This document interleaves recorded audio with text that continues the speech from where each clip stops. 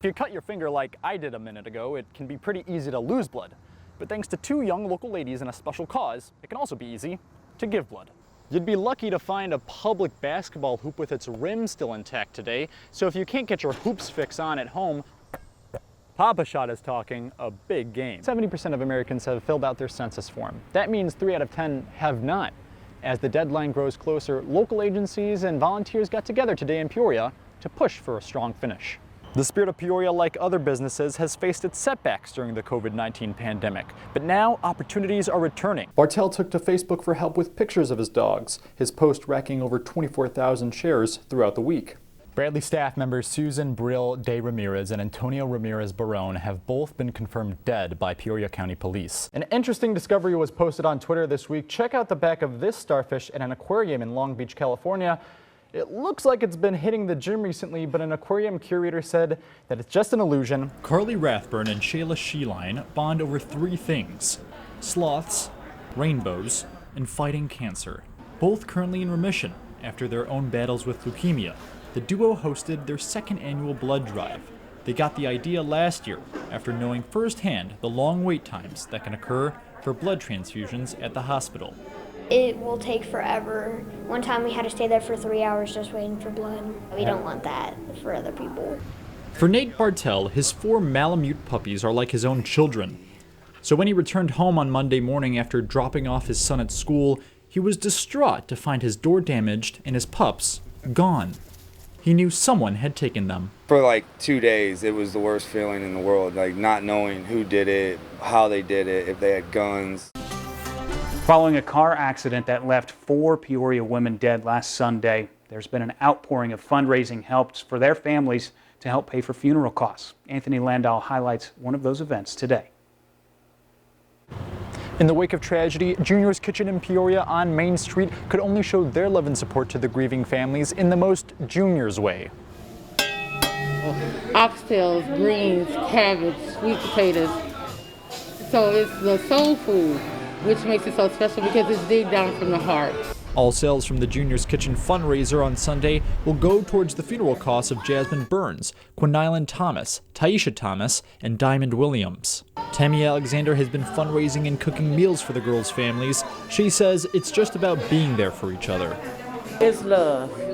It's nothing but love. We're trying to pull them up.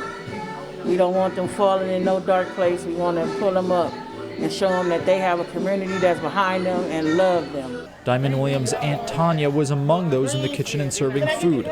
She says there's not a specific goal for funds, but the community has contributed in different ways by selling jewelry, t-shirts, and buttons to memorialize the group. With the help of everybody in the community, it is we're so grateful that you guys have even done what you've done to help us. Tanya says because of how involved Diamond's mother was in the community, there has been a push to return the favor. She's a supporter of family. When tragic deaths like this happens, she's always on the front line. And so that's why it's so much support behind her, because she does this for everybody. Now, if you were in the mood for free food today, there was a chance to pick up some Asian carp snacks in East Peoria's Levy District and at Kelleher's Pub in Peoria. This all to clear up some culinary misconceptions about the fish. Anthony Landahl has that story. To enjoy an Asian carp slider in Illinois seems like heresy, but Source Freshwater Company is pushing a new mindset and creating a new process that takes Asian carp out of the Illinois River and puts it in your mouth. Owner and President Roy Source says the Freshwater Company's goal is to reduce 15 million pounds of Asian carp from the Peoria pool of the Illinois River next year, reducing the population and preventing them from harming native Illinois fish and plants. It reduces the pressure going north, which will help protect the Great Lakes, which is a $7 billion industry, which they're extremely worried about those fish getting in there. But what do you do with the fish once it's caught? The carp can be used for pharmaceuticals, cosmetics, fertilizer, and a tasty snack. Source has developed a new way to process the carp into a clean, minced product. The company partnered with the Illinois Department of Natural Resources and the Midwest Fish Co-op to host statewide tastings today.